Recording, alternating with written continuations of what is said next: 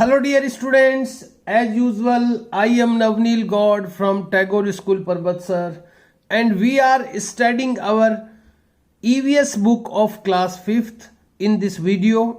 इस वीडियो में हम लोग अपनी 5th क्लास की EVS बुक को स्टडी कर रहे हैं एंड एज यू नो, जैसा कि आप जानते हैं, we are studying our 4th lesson of this book. हम लोग इस बुक का 4th लेसन स्टडी कर रहे हैं विच इज क्लीन टुगेदर, जो कि है मिलकर साफ करें. और ये जो लेसन है वो क्लीनलीनेस से रिलेटेड है, यानी सफाई से संबंधित है. We have studied some part of this lesson in our previous videos. पिछले 2 वीडियोज में हम लोग इस लेसन का कुछ हिस्सा, कुछ पार्ट पढ़ चुके हैं and we have also done 6 questions in our previous videos. हम लोगों ने पिछले अपने वीडियोज में 6 क्वेश्चंस भी कर चुके हैं. हम लोग 6, not 6 only 6 questions. We have done 9 questions in our previous videos. पिछले वीडियोज में हम लोग 9 क्वेश्चंस कर चुके हैं. 1 2 3 4 5 6 एंड 7 8 9. वी हैव डन, हम लोग कर चुके हैं 9 question answers in our previous 2 videos of this lesson. इस लेसन के पिछले 2 वीडियोज में हम लोग 9 क्वेश्चन आंसर्स कर चुके हैं and today it is the 3rd video of this lesson. आज का ये वीडियो 3rd वीडियो है इस लेसन का and we have to start from here. आज हमें स्टार्ट करना है यहां से. थिंक एंड टेल, यानी सोचें और बताएं. It is again A question. ये फिर से एक क्वेश्चन आ गया है यहां पर and you have to write the caption. आपको ये शीर्षक लगाना है, थिंक एंड टेल, सोचें और बताएं. Question number 1, what would happen, क्या होता होगा, इफ, क्या होगा, व्हाट वुड हैपन यानी क्या होगा, इफ गार्बेज, इफ यानी यदि, गार्बेज यानी कचरा, अराउंड स्कूल, अराउंड यानी चारों ओर, स्कूल यानी विद्यालय के, स्कूल के चारों ओर अगर कचरा, और होम या फिर घर के चारों ओर, इज नॉट रिमूव्ड, रिमूव नहीं किया जाता है, हटाया नहीं जाता है, या क्लीन्ड यानी साफ नहीं किया जाता है, फॉर ए वीक, एक सप्ताह के लिए. अगर एक सप्ताह के लिए अपने स्कूल के चारों ओर या अपने घर के चारों ओर का जो कचरा है, जो गार्बेज है, वो अगर एक सप्ताह के लिए, 1 वीक के लिए रिमूव नहीं किया जाता है, उसको अगर वो उसको हटाया नहीं जाता है, तो क्या होगा. What would happen, what would happen यानी क्या होगा. Dear students, you can write the answer like this. आप इस तरह से इसका आंसर लिख सकते हैं, लाइक दिस, इस तरह से. इफ द ट्रैश, ट्रैश का मतलब भी कचरा होता है, गार्बेज का मतलब भी कचरा होता है.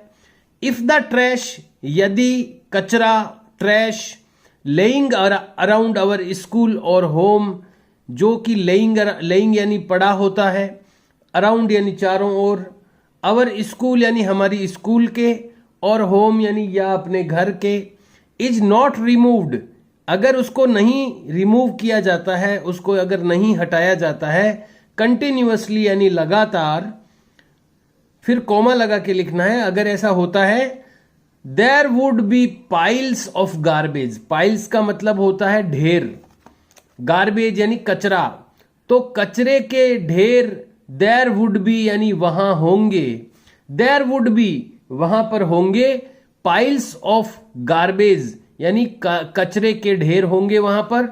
It will smell foul, will का प्रयोग हुआ है. आप जानते हैं विल हेल्पिंग वर्ब है और जब इसका यूज किया जाता है हेल्पिंग वर्ब के रूप में, तो फ्यूचर टेंस में वो सेंटेंस बन जाता है, भविष्यकाल में. इट विल स्मेल, मेन जो वर्ब है इस सेंटेंस की वो है स्मेल, यानी गंध आना, सुगंध लेना या गंध लेना. तो यहां पर विल का प्रयोग जब हो गया तो इसका मतलब हो गया इट विल स्मेल, ये गंध आएगी, फाउल यानी गंदी या खराब, तो इसमें से खराब स्मेल आएगी, इसमें से गंदी बदबू आएगी। यानी वहां पर एक तो पाइल्स ऑफ गार्बेज होंगे, यानी कचरे के ढेर हो जाएंगे, और इट विल स्मेल फाउल, और ये जो स्मेल है वो फाउल स्मेल आएगी, यानी गंदी बदबू आएगी। एंड विल कॉज, और पैदा हो सकती है, एंड पैदा हो जाएगी, एंड विल कॉज यानी पैदा होगी, लॉट्स ऑफ डिजीजेज, बहुत सी बीमारियां। तो ये हो जाएगा अगर वहां से कंटिन्यू, अगर ट्रैश को या गार्बेज को रिमूव नहीं किया जाता है अपने घर से या स्कूल के अराउंड से, चारों ओर से, तो वहां पाइल्स ऑफ गार्बेज हो जाएंगे, यानी कचरे के ढेर हो जाएंगे, और इसमें से फाउल स्मेल आएगी, गंदी बदबू आएगी, और मैनी डिजीजेज यानी बहुत सारी बीमारियां वहां पर विल कॉज यानी कॉज हो जाएगी, यानी पैदा हो जाएगी। तो ये इसका आंसर आपको लिखना है। You can write the answer like this. Let's go ahead. आइए नेक्स्ट पेज पर चलते हैं, आगे चलते हैं। On the next page, do this also, इसको भी करें। तो ये भी क्वेश्चंस हैं, क्वेश्चन आंसर हैं। तो ये आपको कैप्शन लिखना है, ऊपर शीर्षक लगाना है, और फिर आपको ये क्वेश्चन नंबर 1 लिखना है। इसमें ध्यान रखिएगा, हर क्वेश्चन आंसर के बाद में you have to leave 1 blank line, आपको एक ब्लैंक लाइन लीव करनी है, छोड़नी है। Question number 1, make a list, एक लिस्ट बनाइए, ऑफ द थिंग्स, उन चीजों की, फ्रॉम डोमेस्टिक गार्बेज, घरेलू कचरे से, विच कैन बी रीयूज्ड, जो कि रीयूज हो सकती है। रीयूज यानी, यूज यानी होता है काम में लेना, रीयूज यानी वापस काम में लेना, पुनः उपयोग जिसको कहते हैं। तो कई चीजें ऐसी होती है जिनको हम फेंक देते हैं कचरे में, लेकिन उनको रीयूज किया जा सकता है, उनका उपयोग फिर से किया जा सकता है। तो कचरे में से जो डोमेस्टिक गार्बेज है, जो घरेलू कचरा है, उसमें से ऐसी चीजों की लिस्ट बनाइए जो कि रीयूज की जा सकती है, जिनका उपयोग फिर से किया जा सकता है। Dear students, you can write the answer like this. इस तरह से आप आंसर लिख सकते हैं इसका। द थिंग्स, चीजें, विच कैन बी रीयूज्ड, जिनको रीयूज किया जा सकता है। अब यहां पर कुछ चीजें लिखी हुई है जिनको रीयूज किया जा सकता है। नंबर 1, प्लास्टिक कंटेनर्स, यानी प्लास्टिक के डिब्बे। कंटेनर्स का मतलब होता है डिब्बे, कंटेन का मतलब होता है रखना, और कंटेनर यानी रखने वाला। जो ऐसी चीज होती है जो किसी को कंटेन करती है, रखती है, तो वो कंटेनर कहलाती है। यानी डिब्बा हो सकता है, बॉक्स यानी डिब्बा ही होता है। और भी कंटेनर कई टाइप के हो सकते हैं, लेकिन कंटेनर वो चीज होती है जिसमें कोई चीज रख सकते हैं अपन। तो प्लास्टिक के जो कंटेनर होते हैं उनको रीयूज किया जा सकता है। नंबर 2, कार्डबोर्ड कंटेनर्स, यानी गत्ते के जो कंटेनर होते हैं जिनको हम कार्टून कहते हैं, पुट्ठे के जो कार्टून आते हैं उनको कार्डबोर्ड कंटेनर्स कहते हैं। क्योंकि कंटेनर्स तो वो हैं ही, क्योंकि उसमें भी हम चीजों को रख सकते हैं, लेकिन वो कार्डबोर्ड का कंटेनर है, उसको भी रीयूज किया जा सकता है। ऐसे ही नंबर 3 पे है चॉकलेट्स रैपर्स, चॉकलेट के जो छिलके आते हैं ऊपर के, रैपर कहते हैं उनको। तो चॉकलेट को जो कवर करने के लिए ये कागज पेपर आता है, या पॉलीथीन का कवर आता है उसके ऊपर, ये रैपर कहलाता है। तो चॉकलेट्स रैपर, चॉकलेट के जो रैपर्स आते हैं उनके भी डेकोरेटिव आइटम बनाए जा सकते हैं, सजावटी चीजें बन सकती है उनसे, तो उनको भी रीयूज किया जा सकता है। नंबर 4 पर है ओल्ड क्लोथ्स, यानी पुराने कपड़े होते हैं, उनको भी रीयूज करके उनसे मैट्स बनाई जा सकती है, यानी चटाई बनाई जा सकती है, पायदान बनाया जा सकता है, और इस तरह की और भी कई चीजें बनाई जा सकती है पुराने कपड़ों से। अगला है नंबर 5 पे ग्लास आइटम्स, यानी कांच के आइटम, एंड बॉटल्स, और इनको भी रीयूज किया जा सकता है, इनको भी फिर से काम में लिया जा सकता है। So you can write the answer of this first question like this. इस तरह से आप अपना फर्स्ट क्वेश्चन का ये आंसर लिख सकते हैं। Then it is the second question. एक सेकंड क्वेश्चन है अब, मेक यानी बनाइए, सम यूजफुल थिंग्स, कुछ उपयोगी चीजें, फ्रॉम कार्डबोर्ड, गत्ते से, पेपर यानी कागज से, पॉलीथीन यानी थैलियों से, एटसेट्रा आदि। यानी गत्ते से, कार्डबोर्ड यानी गत्ता होता है, पुट्ठा जिसको हम कहते हैं, कार्डबोर्ड यानी पुट्ठा।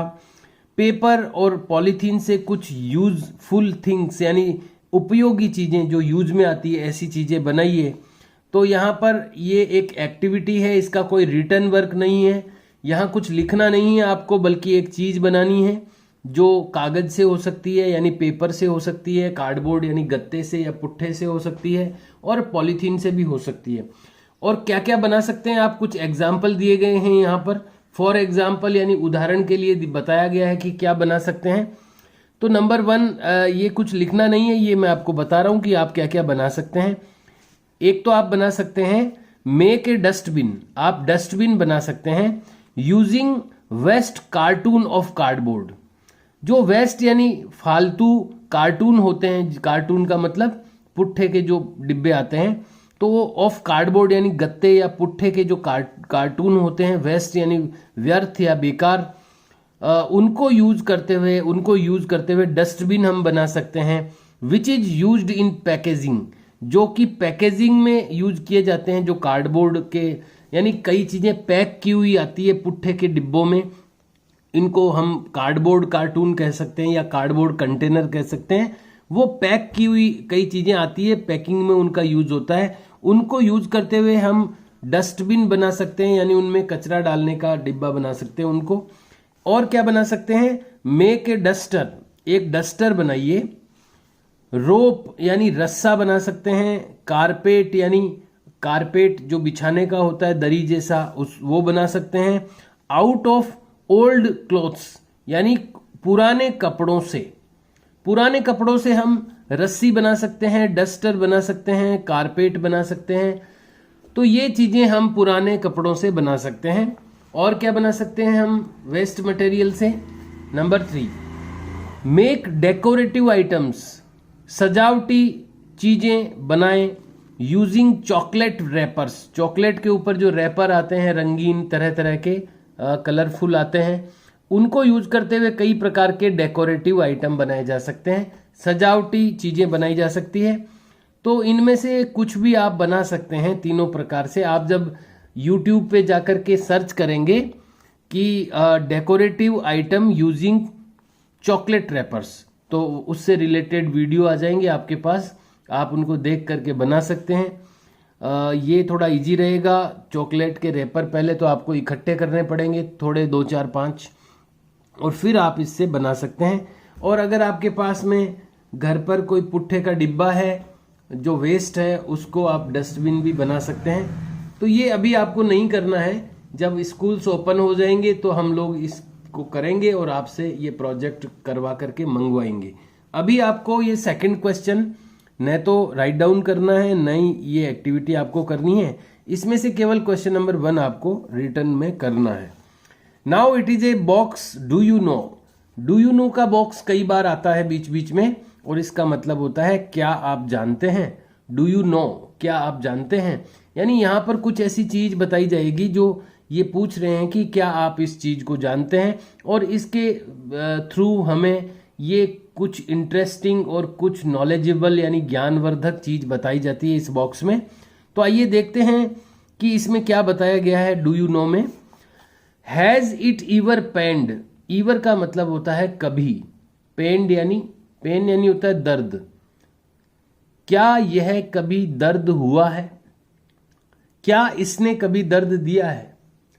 अस यानी हमें, क्या हमें कभी इसने दर्द दिया है, पेन दिया है कभी, पेन यानी दर्द। किसने, बात आती है कि किसने दर्द दिया है, तो दैट की, क्या इस बात ने हमें कभी दर्द दिया है कि अवर मदर्स, हमारी माताएं, एंड सिस्टर्स, और बहिनें, हैव टू डेफेकेट।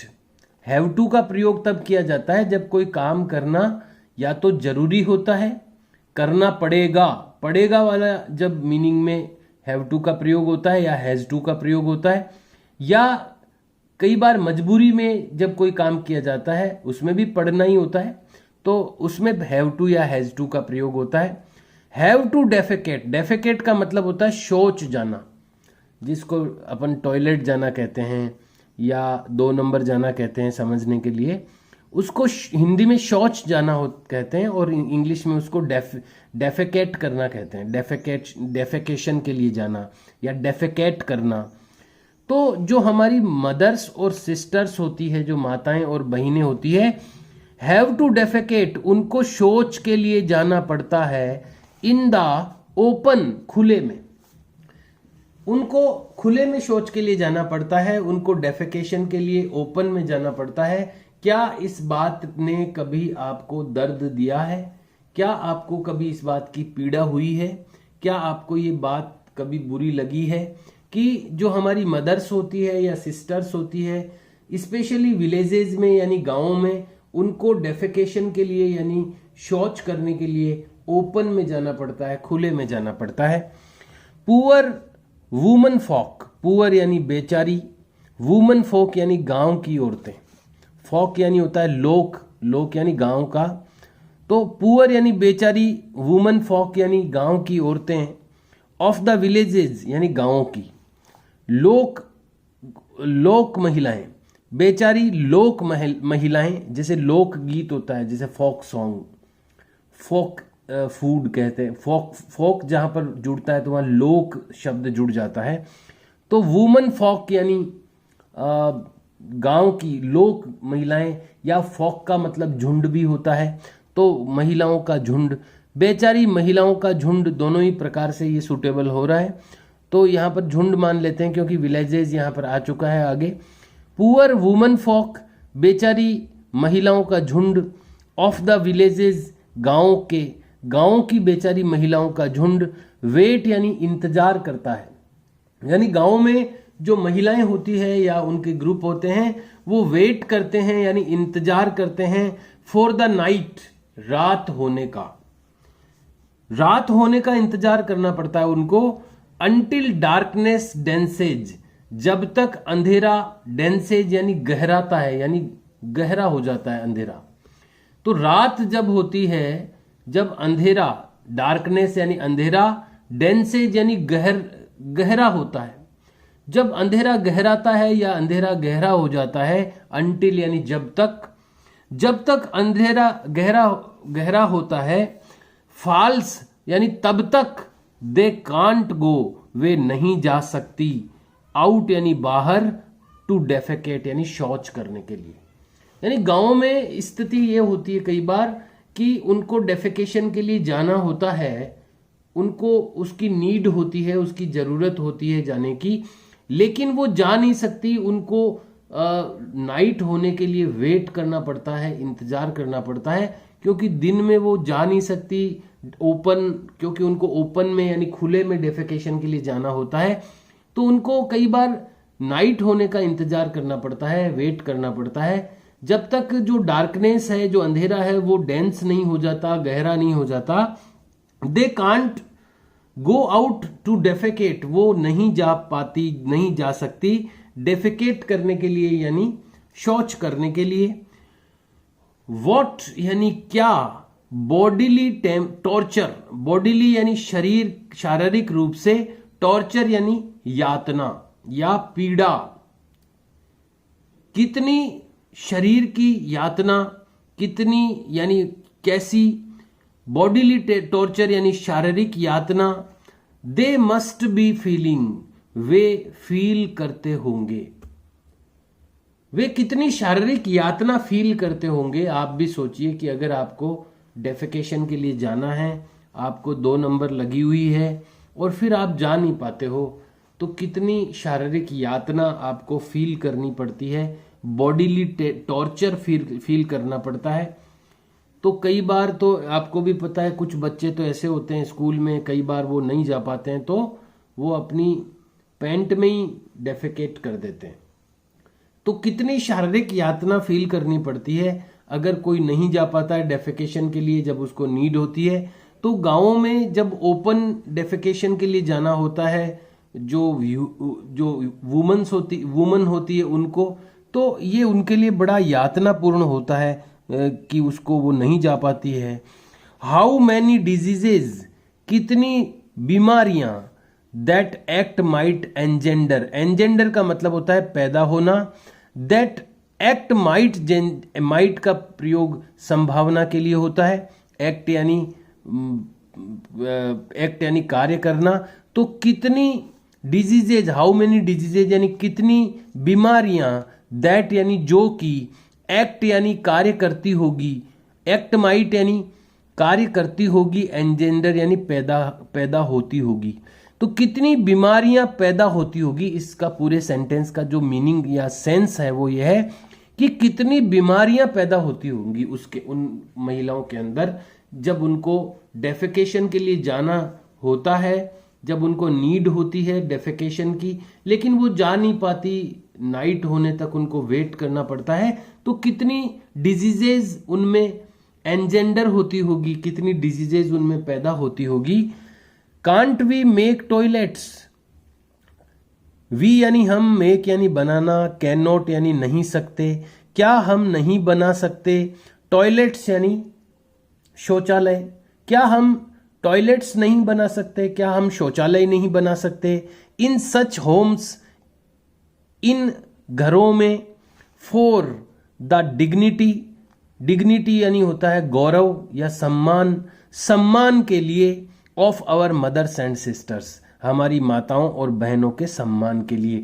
क्या हम अपनी मदर्स और सिस्टर्स की डिग्निटी के लिए यानी उनके गौरव या सम्मान के लिए क्या हम टॉयलेट्स नहीं बना सकते घरों में, ऐसे घरों में जहां पर टॉयलेट्स नहीं है। तो क्या हम उनके सम्मान के लिए, उनकी डिग्निटी के लिए, मदर्स और सिस्टर्स की डिग्निटी के लिए क्या हम टॉयलेट्स नहीं बना सकते। तो यहाँ पर इस बॉक्स में बताया गया है, डू यू नो बॉक्स, क्या आप जानते हैं कि ऐसी भी सिचुएशन होती है गाँव में, विलेजेस में, मोस्टली विलेजेस में ऐसी सिचुएशन होती है, कहीं कहीं सिटीज में भी इस तरह की सिचुएशन देखने को मिलती है, लेकिन मोस्टली ऐसी सिचुएशन विलेजेस में ज़्यादा देखने को मिलती है। Dear students, we have studied sufficient for today, आज के लिए हमने सफिशिएंट पढ़ लिया है। And I have given you some questions also, आज मैंने कुछ क्वेश्चंस भी आपको दे दिए हैं। Question number 1 and 2 and only 2 questions are there, केवल 2 क्वेश्चंस मैंने दिए हैं। I think there are but now there are many questions after this paragraph. इस एक आगे जो पैराग्राफ है उसके आगे काफ़ी सारे क्वेश्चंस आ जाएंगे और हम इनको कंप्लीट नहीं कर पाएंगे, तो इसमें एक कंटिन्यूटी ब्रेक हो जाएगी, अपनी बीच में रुकना पड़ेगा। इसलिए we have studied sufficient today, आज हम सफिशिएंट पढ़ चुके हैं। You have to do these 2 questions which I have given you, जो क्वेश्चंस मैं आपको दे चुका हूं, 2 क्वेश्चन आज के वीडियो में, वो आपको रिटर्न में करने हैं।